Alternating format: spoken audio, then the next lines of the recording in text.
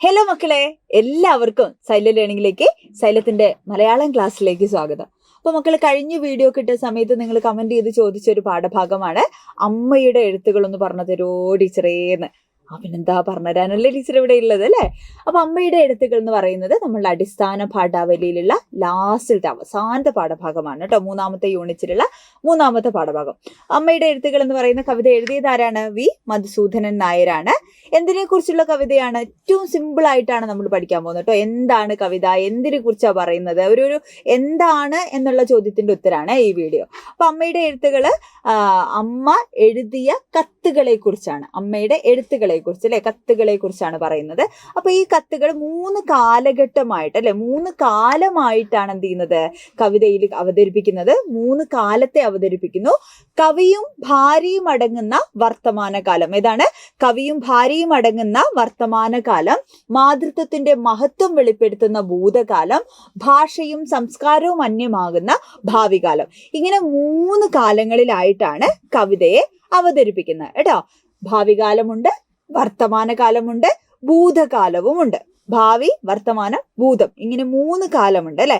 അപ്പൊ ഈ 3 കാലത്തിലും ആർക്കൊക്കെ പ്രാധാന്യമുള്ളത് എന്നാ പറഞ്ഞത്? ആദ്യം വർത്തമാനകാലം അല്ലെ, പ്രസന്റ് സിറ്റുവേഷൻ. അവിടെ ആർക്കാണ് പ്രാധാന്യം? കവിക്കും കവിയുടെ ഭാര്യയ്ക്കുമാണ്. നടന്നുകൊണ്ടിരിക്കുന്ന കാലമാണ്. കഴിഞ്ഞു പോയൊരു കാലമുണ്ട്. അവിടെ ആർക്കായിരുന്നു പ്രാധാന്യം? മാതൃത്വത്തിന്, അമ്മയ്ക്ക്, അമ്മയുടെ കത്തുകൾക്ക്, അമ്മയ്ക്കൊക്കെ പ്രാധാന്യം ഉണ്ടായിരുന്ന ഭൂതകാലം. പിന്നെ ഭാഷയും സംസ്കാരവും ഒക്കെ അന്യമാകുന്ന, അമ്മ അന്യമാകുന്ന ഏത് കാലം? ഭാവി കാലം. മനസ്സിലായോ? അപ്പൊ ഈ 3 കാലത്ത് നമുക്ക് മനസ്സിലായേ. അവിടെ നടക്കുന്ന സംഭവങ്ങളും ഓരോന്നിനുള്ള പ്രാധാന്യവും നമ്മൾ മനസ്സിലാക്കി. ഇനി നമ്മൾ മനസ്സിലാക്കേണ്ട കാര്യം, കവിതയില് അമ്മ എന്ന് പറയുന്ന സങ്കല്പത്തോട് കവി ചേർത്ത് വെച്ചിരിക്കുന്നത് എന്തിനെ കൂടെയാണ്? ഭാഷയെ കൂടെയാണ്. ഏതു ഭാഷ?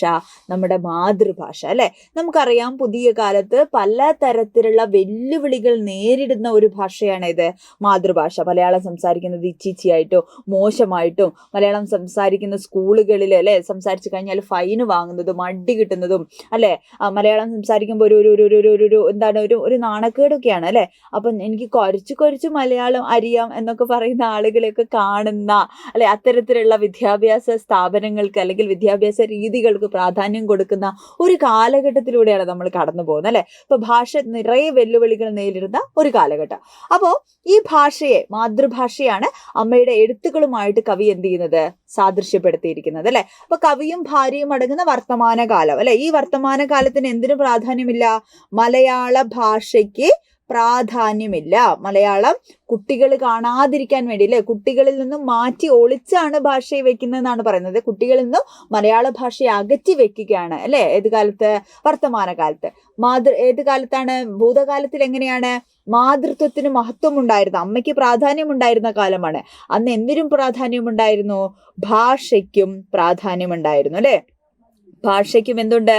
പ്രാധാന്യമുണ്ട്. ഒരുപാട് കൃതികൾ പല വിഷയങ്ങളിൽ, കഥകളായി, കവിതകളായി, നാട്ടുമന്ത്രങ്ങളായിട്ട് അല്ലെ, പിന്നെ എന്താ പറയാ, ഒറ്റമൂലികളായിട്ട്, മരുന്നുകളായിട്ട്, സ്നേഹമായി, കഥകളായി ഒക്കെ എന്തുണ്ട്? സാഹിത്യം നമുക്ക് ഉണ്ടായിരുന്നു അല്ലെ. അപ്പൊ പുഷ്കരമായിരുന്ന മലയാള ഭാഷയുടെ ഭൂതകാലത്തെയാണ് എന്ത് ചെയ്യുന്നത്? അമ്മയ്ക്ക് പ്രാധാന്യം ഉണ്ടായിരുന്ന കാലത്തിനോട് കവി സാദൃശ്യപ്പെടുത്തുന്നത് കേട്ടോ. 3ാമത്തെ കാലം ഏതാണ്? ഭാവി കാലമാണ്. ഭാഷയും സംസ്കാരവും ഒക്കെ അന്യമാകുന്ന ഭാവികാലം. അവിടെ എന്തിനും പ്രാധാന്യമില്ല? അമ്മയ്ക്കും പ്രാധാന്യമില്ല അല്ലെ. കുട്ടികളിൽ നിന്ന് ഭാഷ അന്യമാകുന്നു, ബന്ധമില്ലാതാവുന്നു, സാംസ്കാരിക അല്ലെ എല്ലാ മൂല്യങ്ങളും നഷ്ടപ്പെട്ടു പോകുന്ന ഒരു ഭാവി കാലത്തെ കുറിച്ചുള്ള ആശങ്കകളാണ് ഭാവി കാലത്തിൽ എന്ത് ചെയ്യുന്നത്? കവി അടയാളപ്പെടുത്തുന്നത്. ഇങ്ങനെ 3 കാലഘട്ടമായിട്ട് അല്ലെങ്കിൽ 3 കാലത്തെയാണ് കവിതയിൽ നമ്മൾ കാണുന്നത് കേട്ടോ. അപ്പൊ മാതൃത്വത്തിന്റെ അല്ലെ, മാതൃഭാഷയുടെ മഹത്വം, മാതൃത്വത്തിന്റെ പ്രാധാന്യവും വ്യക്തമാക്കുന്ന കവിതയാണടാ ഏത് കവിത? വി മധുസൂദനൻ നായരുടെ അമ്മയുടെ എഴുത്തുകൾ എന്ന് പറയുന്ന കവിത അല്ലെ. അകത്തും പുറത്തും ഒക്കെ എന്താണ്? കനിവ് നഷ്ടപ്പെടുന്ന പുതിയ കാലത്തിന്റെ ജീവിതത്തെ പുനഃസൃഷ്ടിക്കാനാണ് എന്ത് ചെയ്യുന്നത്? കവി ശ്രമിക്കുന്നത് കേട്ടോ. അപ്പൊ ആധുനിക കാലത്ത് ഭാഷയിലൊക്കെ നടക്കുന്ന അധിനിവേശത്തെയും ഒക്കെ എന്ത് ചെയ്യാണ്? കവി അടയാളപ്പെടുത്തുന്നുണ്ട് എന്നുള്ളതാണ് കേട്ടോ. അപ്പൊ എങ്ങനെയാണ് കവിത തുടങ്ങുന്നത്? വീടിന് മോടി കൂട്ടുന്നേരം അല്ലെ. എന്താണ് വീടിന് പട്ടണത്തിലെ വീട്ടിലിരുന്നിട്ട് ആ വീട് എന്ത് ചെയ്യാണ്, ആ ഷോക്കേസും അലമാരികളൊക്കെ ഇങ്ങനെ വൃത്തിയാക്കാണ്, മോടി കൂട്ടുകയാണ്. പുറത്തുള്ള കുറേ സാധനങ്ങൾ, പൊങ്ങച്ച സംസ്കാരത്തിന്റെ ഭാഗമായിട്ടുള്ള കുറേ പുതിയ സാധനങ്ങളൊക്കെ കൊണ്ടുവന്നിട്ട് ഈ പഴയ സാധനങ്ങളൊക്കെ എടുത്ത് കളയാണ്. അപ്പോഴാണ് മകൻ എന്ത് കിട്ടുന്നത്, അമ്മയുടെ പഴയ എഴുത്തുകൾ കിട്ടുന്നത് അല്ലെ. അപ്പൊ ഭാര്യയ്ക്കൊന്നും ഒട്ടും ഇഷ്ടമല്ല ഈ മലയാളം മാത്രമല്ല അമ്മയെയും അല്ലെ. അപ്പൊ അതാണ് സൂചിപ്പിക്കുന്നത്, അമ്മയെ ഇഷ്ടമില്ല എന്ന് പറയുന്ന കാരണം എന്താണ്, മലയാള ഭാഷയാണ് അല്ലെ. അപ്പൊ കുട്ടികൾ തൊട്ടു വായിച്ചാൽ അശുദ്ധമാവെന്ന് കരുതി, കുട്ടികൾ ഇത് വായിച്ചിനി അശുദ്ധരായി പോയാലോ എന്ന് കരുതിയിട്ട് എന്ത് ചെയ്യാണ്, ഈ കത്തുകളൊക്കെ എടുത്ത് ചായ്പില് അല്ലെ, കാൽപ്പെട്ടിയിൽ വെച്ച് ചായ്പിലേക്ക് എന്ത് ചെയ്യാണ്, മാറ്റി കൊണ്ടയ്ക്കാൻ വേണ്ടിയിട്ട് ശ്രമിക്കുന്ന കവിയെയും ഭാര്യയുമാണ് കവിതയിൽ നമ്മൾ ആദ്യം കാണുന്നത് അല്ലെ. അപ്പൊ കുട്ടികൾ കാണാതിരിക്കാൻ പുതിയ കാലത്തൊന്നും ഭാഷയെ അകറ്റി നിർത്തുന്ന ആളുകളുടെ അല്ലെ ഒരു മനോഭാവമാണ് എന്ത് ചെയ്യുന്നത് നമ്മളിവിടെ കാണുന്നത്. കുഞ്ഞുണ്ണി മാഷ് പറഞ്ഞതുപോലെ എന്താണ്, ജനിച്ച നാൾ തൊട്ട് കുഞ്ഞ് ഇംഗ്ലീഷ് പഠിക്കാൻ എന്ത് ചെയ്യാണ്, ഭാര്യയുടെ പേരങ്ങ് ഇംഗ്ലണ്ടിലാക്കി എന്ന് പറയുന്ന പോലെ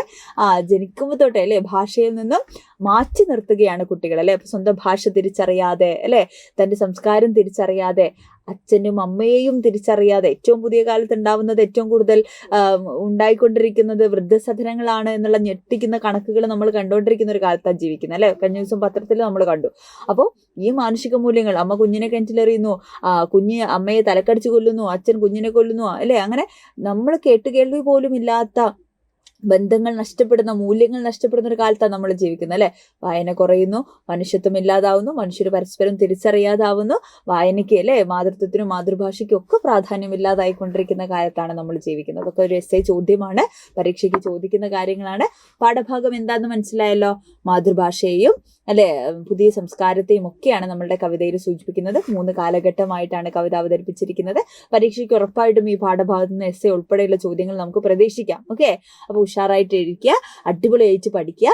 നിങ്ങൾക്ക് എന്തെങ്കിലും ഡൗട്ടൊക്കെ ഉണ്ടെങ്കിൽ, ഇനി ഏതെങ്കിലും പാഠമൊക്കെ നിങ്ങൾക്ക് ആവശ്യമുണ്ടോ, എന്തെങ്കിലുമൊക്കെ പ്രത്യേക ചോദ്യങ്ങൾ പറഞ്ഞു തരേണ്ടതുണ്ടോ, അപ്പോൾ അതൊക്കെ ഒന്ന് കമൻറ്റ് ചെയ്യണം. ക്ലാസ് ഇഷ്ടപ്പെട്ടോ എന്നും കൂടെ എന്ത് ചെയ്യണം, കമൻറ്റ് ചെയ്യണം. അപ്പോൾ അടിപൊളിയായിട്ടിരിക്കുക, ഉഷാറായിട്ടിരിക്കുക. All the best.